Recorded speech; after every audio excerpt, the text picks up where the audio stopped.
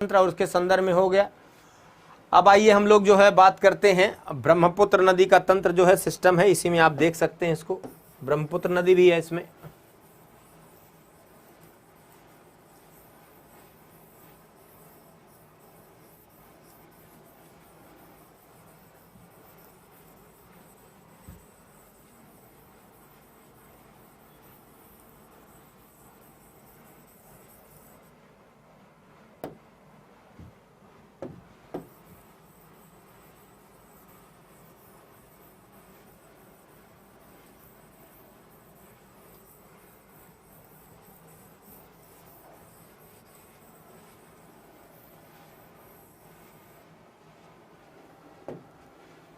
देखिए, अब देखिए आते हैं हम लोग किस पर आते हैं, हम लोग ब्रह्मपुत्र नदी, या इसी को आप क्या कहते हैं, यारलुंग जांगपो, या इसी को सांगपो, सारा नाम यही है। ब्रह्मपुत्र तो यहां आकर असम में नाम पड़ता है, बाकी नाम क्या था इसका, देखिए लिखा हुआ यारलुंग जांगबो, यारलुंग जांगबो, या इसी को क्या बोलते हैं, सांगपो, सांगपो। ठीक है, तो ये बहुत महत्वपूर्ण है। आप देखिए यहां तो यारलुंग जांगपो, या जो आपका ब्रह्मपुत्र नदी है, इसका उद्गम भी देखिए आप कैलाश मानसरोवर जो आप देख रहे हैं, कैलाश मानसरोवर, उसी के पास आप देखिए इसमें चेमांगयुंगडुंग ग्लेशियर एक है, इसी में माना जाता है एक ग्लेशियर यही चेमांगयुंगडुंग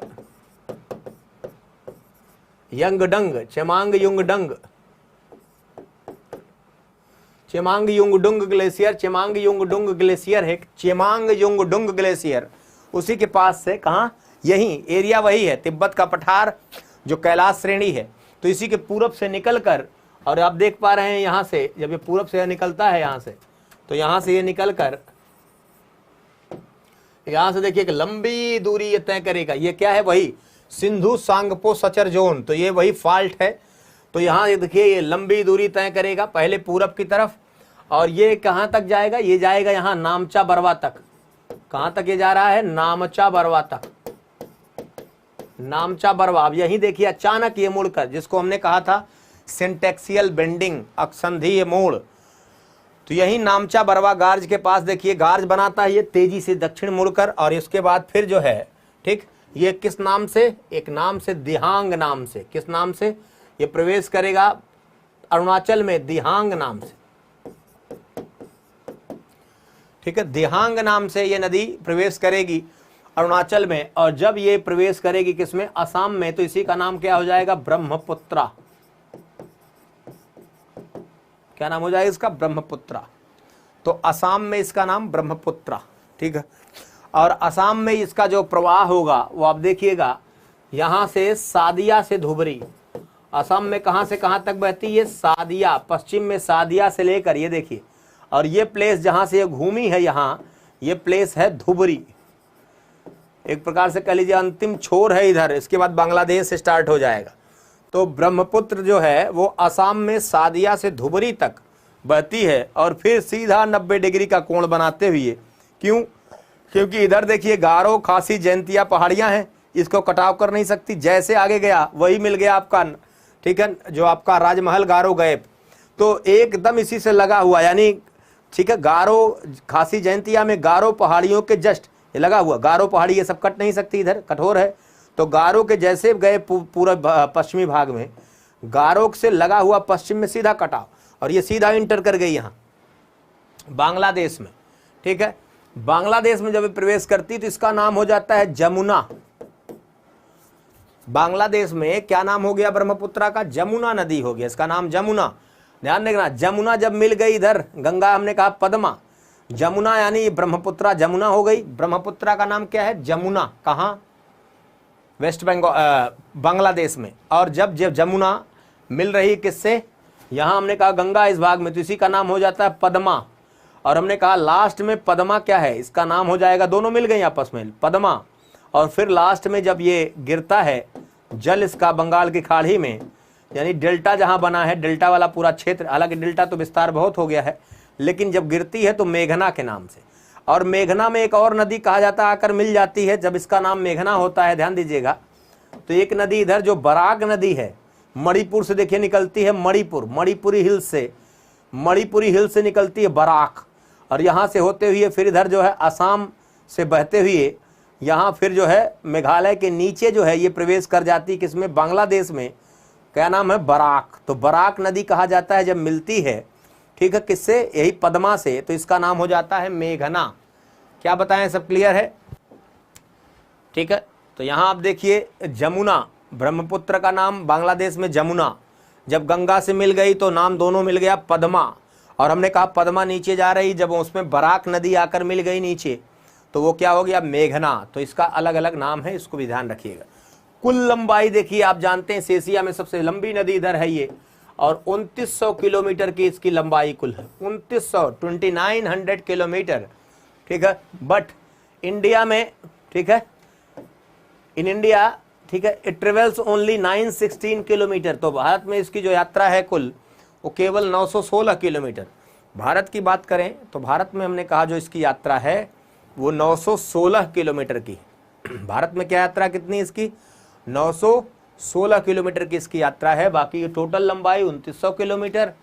और एक बहुत महत्वपूर्ण नदी आप देख रहे हैं इस असम क्षेत्र में, यहीं आप देखिए असम क्षेत्र में ऊपरी घाटी में बहुत बड़े बड़े तेल के कुएं पाए गए। आप जान ही रहे हैं, आगे जब पढ़ेंगे डिब्रूगढ़, ठीक है, बहुत सारे हैं उसमें, बहुत पहले शुरुआत में आप देखिए, ठीक है, डिगबोई, ठीक है, डिब्रूगढ़, तिनसुकिया, बहुत सारे और ऐसे क्षेत्र हैं। अब देखिए इसकी सहायक जो नदियां हैं वो भी बहुत सारी सहायक नदियां हैं और तेजी से आकर मिलती हैं। बाढ़ बहुत आता है इस एरिया में, ढाल ज़्यादा है, असम से जैसे ऊपर चलेंगे बहुत तेजी से ढाल में वृद्धि होगी। तो यहाँ देखिए बहुत छोटी छोटी नदियाँ, आप देखिए ध्यान से, इसकी सहायक नदियाँ जो है बहुत सारी हैं, इसकी ही सहायक नदियाँ बहुत ज़्यादा हैं। इसको आप जैसे देखेंगे तो जैसे मान लीजिए दिहांग, तो इसका नाम है ही है। एक नदी आप देख रहे हैं दिबांग, दिबांग भी इसकी सहायक है, तो इसका नाम दिहांग भी है। यहाँ इसकी एक सहायक है दिबांग। एक इधर से आकर अरुणाचल से मिल रही है लोहित, क्या नाम है इसका, लोहित। तो दिबांग हो गई, लोहित हो गई नदी। इधर से आप देखिए एक इधर से आकर मिल रही जो आप देख रहे हैं इधर, ठीक है, एक है धनश्री, ठीक है, धनश्री नीचे से इधर से आकर मिल रही है, ठीक है। यानी किधर से मिल रही है, यानी ये मिल रही है आपके बाएं किनारे से मिल रही धनश्री, बाकी सब अधिकतर दाएं किनारे से। लोहित भी बाएं किनारे से मिल रही, धनश्री भी बाएं किनारे से मिल रही, बाकी सब अधिकतर किधर से हमने कहा, ठीक है। ये भी आपका दिबांग भी बाएं किनारे से, बाकी अधिकतर दाएं किनारे से। तो दिबांग हो गई, लोहित हो गई, धनश्री इधर से मिली, बाकी आप देखिए बहुत सारी और नदी देख पा रहे होंगे आप ध्यान से, बहुत सारी। सुबनसिरी, कौन सी, सुबनसिरी, नाम याद रखिए, सुबनसिरी। फिर क्या आगे आप देखेंगे, कामेंग, सुबनसिरी।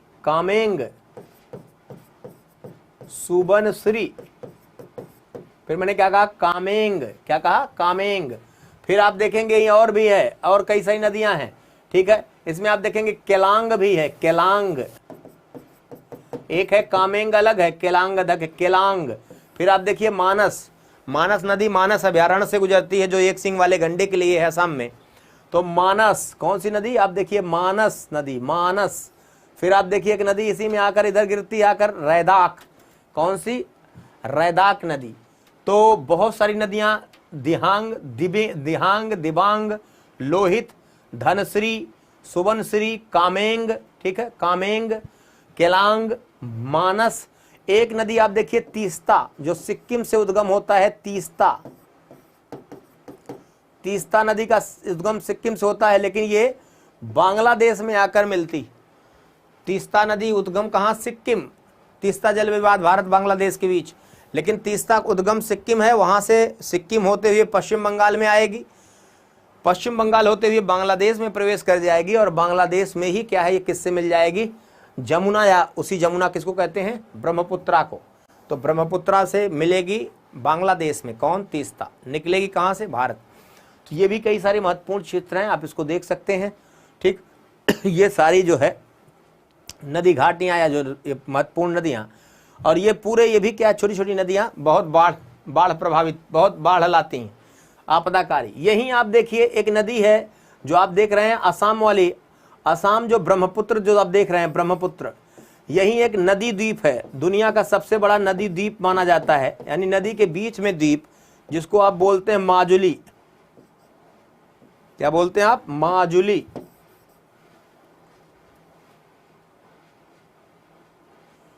ठीक है, माजुली, माजुली द्वीप जो एक नदी है बूढ़ी दिहिंग। एक तो असम ये ब्रह्मपुत्रा ही है, एक इधर से आएगी ब्रह्मपुत्रा, एक उससे आकर छोटी सी मिलेगी बूढ़ी दिहिंग। तो बीच में आप कह लीजिए जैसे नदी है, मान लीजिए नदी बाइफरकेट हो गई, नदी जो है ऐसे जा रही है, दो नदियां मिल रही हैं ऐसे दो, ठीक है, दोनों ऐसे बीच में जो है नदियों के बीच में आप देखेंगे, ठीक है, तो नदियों के बीच में जैसे मान लीजिए नदी ऐसे है, अब ऐसे देखिए यहाँ से क्या है ऐसे, अब ये दोनों आ गए, ये पूरा का पूरा क्षेत्र जो है बीच में नदी द्वीप बन गया माजुली। तो दुनिया का सबसे बड़ा नदी द्वीप है माजुली, लेकिन बहुत तेजी से कटाव हो गया, 1/3 ज़्यादा कट चुका है, बहुत महत्वपूर्ण है। यहाँ आप देखेंगे तमाम जो है जो हाथ वगैरह जो कलाकारी है हाथ की काफ़ी अच्छी है, बांस के काफ़ी अच्छे जो है ये सब वो बनाते हैं, वस्तुएं बनाते हैं। और इसके साथ साथ जो नव वैष्णववादियों का एक बहुत प्रमुख क्या है, यहाँ जो धार्मिक रूप से नव वैष्णववादी जो हैं काफ़ी जो है वहाँ उनका ठीक है मतलब मान्यताएं हैं, और बहुत और सारी महत्वपूर्ण चीज़ें हैं यहाँ। आप जो माजुली द्वीप है, माजुली द्वीप के बारे में अलग से पढ़िएगा तो बहुत सारी चीज़ें आपको मिलेंगी। पर्यावरणिक संकट है, बहुत तेज़ी से कटाव हो रहा है, बेचारे पलायन की स्थिति में है, धीरे धीरे कट जाएगा तो फिर पलायित हो जाएंगे, उनका पूरा कल्चर और पूरा क्षेत्र क्या है नष्ट होने की संभावना है, जिस गति से पलायन हो रहा है, और बाढ़ जिस गति से तेज़ी से यहाँ होता है प्रभावित करता है। तो एक समस्या है माजुली द्वीप के लिए, ये भी एक बहुत प्रमुख चीज़ है। चलिए अब आइए आते हैं, ये तो हो गया आपका सिंधु और हमने कहा ब्रह्मपुत्रा और गंगा ये सब। अब आइए थोड़ा प्रायद्वीपीय नदियों के बारे में विस्तार से अध्ययन करते हैं। तो ठीक है, बातें समझ में आ रही, आगे बढ़ा जाए। गौरव, कुलदीप, मोहित, ठीक है, सोनम, जो भी बाकी सारे लोग जुड़े हैं, आगे बढ़ा जाए, कनेक्ट रहिए, सुनते रहिए, आगे चला जाए, आगे बढ़ा जाए।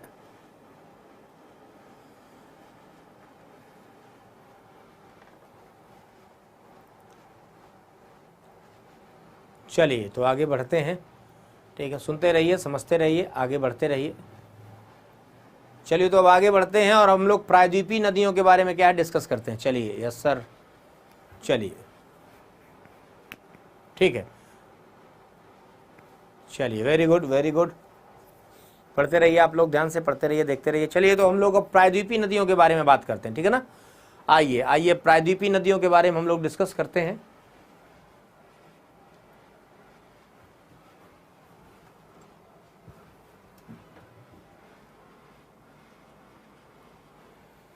अब प्रायद्वीपीय नदियों में एक एक नदियां हैं, उसको हम लोग एक एक करके पहले देखेंगे। अब गोदावरी से शुरू करते हैं, पहले गोदावरी।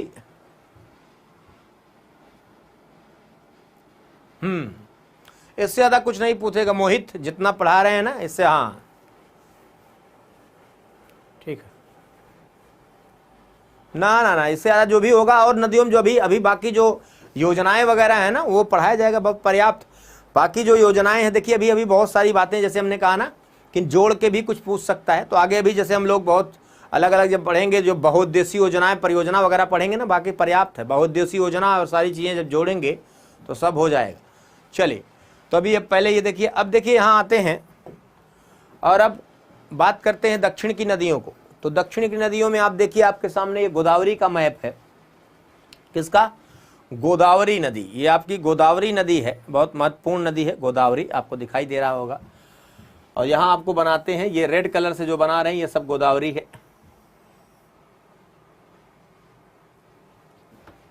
गोदावरी,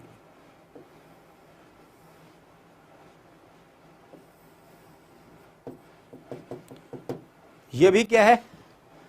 गोदावरी भी क्या है? डेल्टा बनाती है, बंगाल की खाड़ी में गिरती है। गोदावरी का उद्गम आप देख लीजिए, गोदावरी का जो उद्गम है वो पश्चिमी घाट, पश्चिमी घाट जो आपका है महाराष्ट्र में, एमएच महाराष्ट्र में, महाराष्ट्र में पश्चिमी घाट में। अब देखिए यहाँ ऊंचाई वाला क्षेत्र है, यहाँ इस त्र्यंबकेश्वर, या क्या है, इसको त्र्यंबकेश्वर कहते हैं, यहां से त्र्यंबकेश्वर। तो इसका उद्गम पश्चिमी घाट में महाराष्ट्र में त्र्यंबकेश्वर नामक स्थान से आप देखिए। और ये एक बहुत सारा इसका करीब जो है आप देखिए, इसका बहुत जो बेसिन है, एरिया है, क्षेत्र है, बेसिन, वो माना जाता है लगभग जो है, ठीक है, ये पूरा, ये सबसे लंबी नदी प्रायद्वीपीय भारत की, ध्यान दीजिएगा, प्रायद्वीपीय भारत की सबसे लंबी नदी है, जिसकी लंबाई लगभग 1465 किलोमीटर, ठीक है। इसकी जो लंबाई है वो हमने कितना कहा, लगभग 1465 किलोमीटर, दक्षिण भारत की सबसे लंबी नदी। आप देखिए इसको जो है क्या कहते हैं, इसको दक्षिण की गंगा भी कहते हैं। आप देखिए कई बार दक्षिणी गंगा और दक्षिण की गंगा में कन्फ्यूजन, कुछ लोग कावेरी को भी मानते हैं, ठीक है, पवित्रता। तो ये जो है दक्षिण भारत की सबसे लंबी नदी यही है, दक्षिण भारत की सबसे लंबी नदी, 1465 किलोमीटर की लंबाई। और इसका लगभग जो है 49% हिस्सा, लगभग 49% हिस्सा महाराष्ट्र से बहता है, महाराष्ट्र से। और उसके बाद क्या है, महाराष्ट्र के अतिरिक्त आप देख ही पा रहे होंगे तेलंगाना और महाराष्ट्र, हमने कहा फिर तेलंगाना, और आगे जो है आपका आंध्र प्रदेश। तो आंध्र प्रदेश के ही तट पर अंततः गिर कर बंगाल की खाड़ी में ये डेल्टा बना लेती है, डेल्टा का निर्माण करती है। और ये जो नदी है, ये जो है, इसमें आप देखें तो इसकी बहुत सारी सहायक नदियां हैं, ठीक है, बहुत सारी सहायक नदियां हैं। और इन सहायक नदियों में आप देखिए बहुत सारी जो है, जैसे आप देख पा रहे हैं, ध्यान से देखिए, गोदावरी है, यहाँ आप देख रहे हैं पेन गंगा, महाराष्ट्र वाला क्षेत्र है ये, पेन गंगा, इधर आप देखिए वेन गंगा, तो ठीक है, ये वेन गंगा, ये वर्धा। तो पेन गंगा, हमने कहा इधर आप देखिए वर्धा, महाराष्ट्र, सब महाराष्ट्र, इधर आप देखिए वेन गंगा, ठीक है। ये जब दोनों मिलेंगे इधर आगे यही क्या देखिए, नाम इसी का हो जाएगा प्राणहिता, प्राणहिता। एक इधर देखिए, इधर से दूसरी तरफ, इधर जो आप देखिए दूसरी तरफ, इधर आपसे एक उड़ीसा से निकल कर आती है और मिल जाती है इधर इंद्रावती, इसी की सहायक है इंद्रावती, इंद्रावती, ठीक है, इंद्रावती। एक यही इसकी और सहायक नीचे आ देखिए मिल जाती सबरी, सबरी। और इधर से आप देखेंगे तो एक है महत्वपूर्ण नदी मंजरा, कौन सा है, मंजरा, मंजरा, इसी, ये भी इसी की सहायक, ठीक है, मंजरा। तो आप देखिए प्रमुख सहायक नदियों में आप देख रहे हैं, जैसे हमने कहा मंजरा, पेनगंगा, वेनगंगा, वर्धा, प्राणहिता, ये सब पेनगंगा, वेनगंगा जो आप देख रहे हैं ना, वर्धा, प्राणहिता, ये सब क्या है, ये सब ऐसे घाटियां हैं, बहुत पुरानी घाटियां नदियों की, और भ्रंश में बहती हैं इधर की तरफ, मतलब भ्रंश इन द सेंस की भ्रंश घाटियां हैं ये सब नदियों का। यहाँ इनके नीचे यानी ये एरिया है आपका पूर्वी जो विदर्भ वाला ये क्षेत्र है, महाराष्ट्र वाला। तो ये इन घाटियों में जो आप देख रहे हैं ना, पेनगंगा, वेनगंगा, वर्धा, ये सब घाटी, यहाँ क्या है, कोयला, यहाँ क्या है, ये नीचे जो है कोयले के निक्षेप बड़ी मात्रा में पाए जाते हैं। किसके निक्षेप, कोयले के निक्षेप, हमने कहा बड़ी मात्रा में कोयले के निक्षेप पाए जाते हैं, तो इसको याद रखिएगा, कोयले के निक्षेप पाए जाते हैं इस क्षेत्र में, याद रखिएगा। चलिए, तो ये सब सहायक नदियां हैं, आप देख पा रहे हैं, बहुत महत्वपूर्ण नदी है ये गोदावरी, ठीक है, गोदावरी जो है एक महत्वपूर्ण नदी है, आप देख रहे हैं। और हमने कहा कि 49% लगभग ये महाराष्ट्र से और बाकी तेलंगाना और आंध्रा से बहते हुए गोदावरी डेल्टा। आगे आपको बताएंगे गोदावरी डेल्टा और कृष्णा डेल्टा वाला जो क्षेत्र है वो दोनों ऑलमोस्ट क्या है, आपस में बहुत करीब हैं दोनों के डेल्टा, बढ़ते बढ़ते मिल भी गए हैं। और ये तेल और गैस का एक प्रमुख क्षेत्र भी है इन एरिया में। और तटीय जो पूरा का पूरा क्षेत्र है वो क्या है, वो तटीय क्षेत्र आप जानिए कि चावल उत्पादन के दृष्टिकोण से बहुत क्या है, महत्वपूर्ण क्षेत्र है। चावल उत्पादन की दृष्टि से एक बहुत ही महत्वपूर्ण क्षेत्र है, वो भी ध्यान में आपको रखना पड़ेगा। चलिए आइए आगे बढ़ते हैं।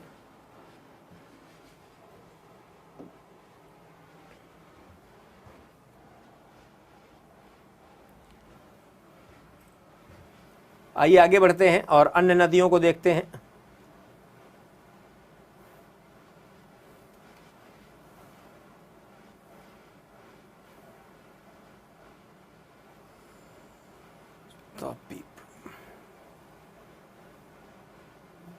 आइए महानदी बेसिन है, आइए थोड़ा उड़ीसा की तरफ।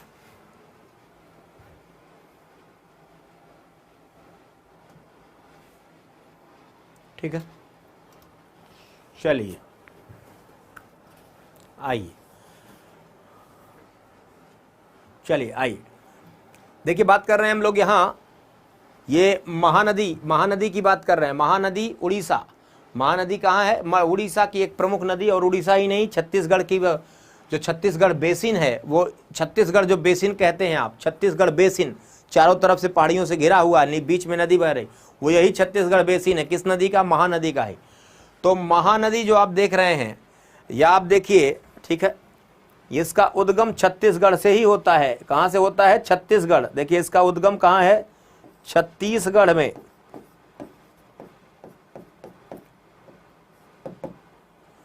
ठीक है, सिहावा नामक स्थान से, छत्तीसगढ़ में जो रायपुर आप देख रहे हैं, इधर रायपुर, छत्तीसगढ़ में रायपुर, इधर इसके सिहावा नामक स्थान से, सिहावा।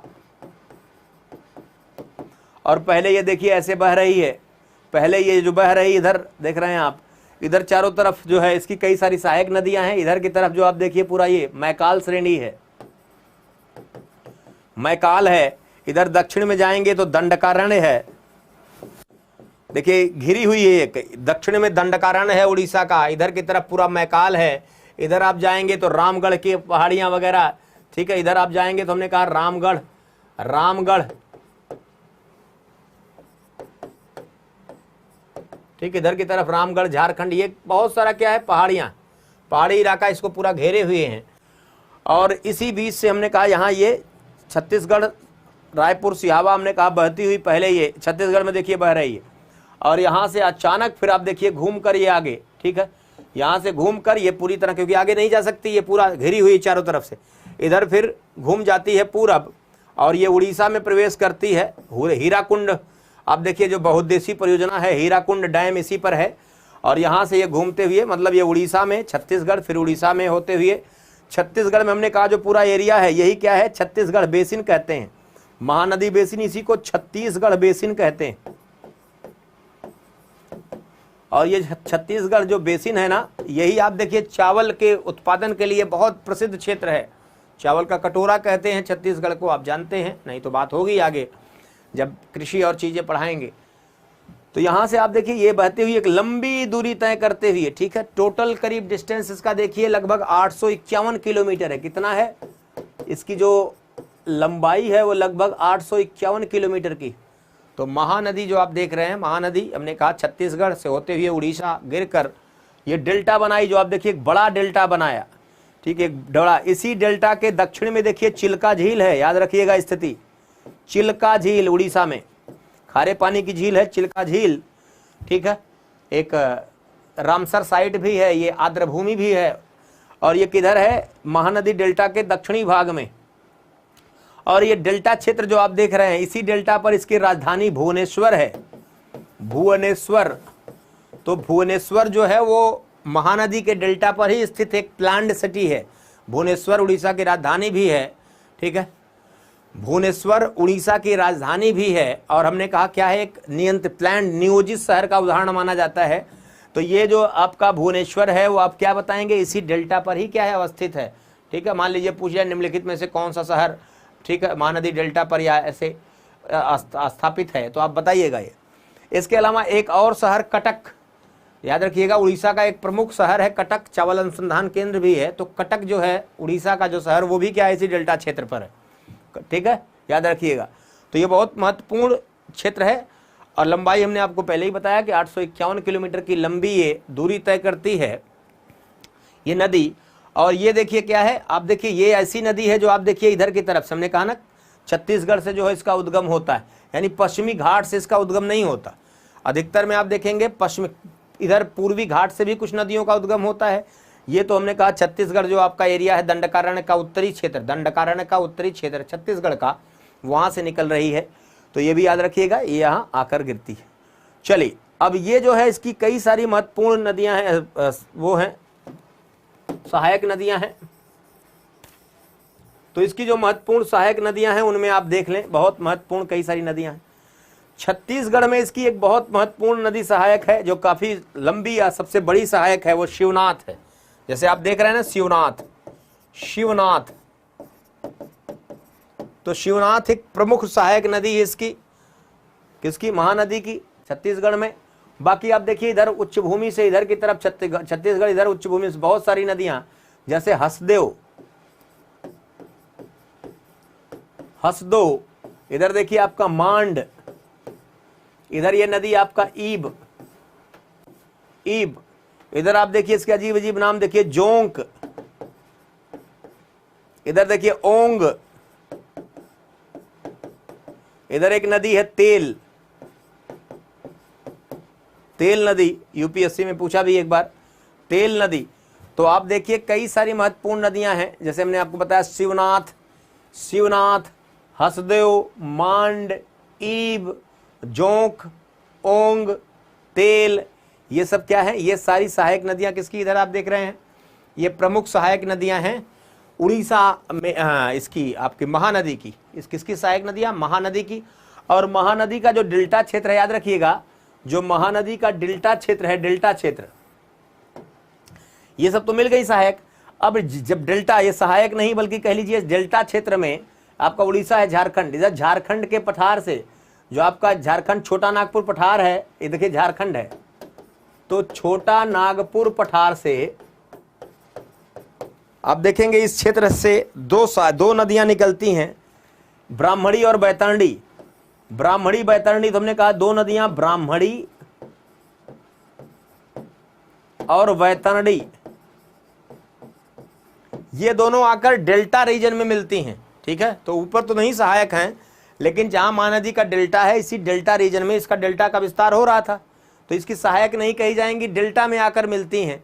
कि चूंकि डेल्टा का निर्माण हुआ, डेल्टा जैसे देखिए विस्तार इसका हुआ, तो डेल्टाई क्षेत्र में आकर ये ब्राह्मणी और बैतरणी, ये ब्राह्मणी और बैतरणी हमने कहा कहाँ से? छोटा नागपुर पठार से निकलकर इधर आप देखिए, ठीक, और झारखंड होते हुए आगे इधर की तरफ आप देखिए उड़ीसा से अंततः कहाँ आकर मिलती हैं?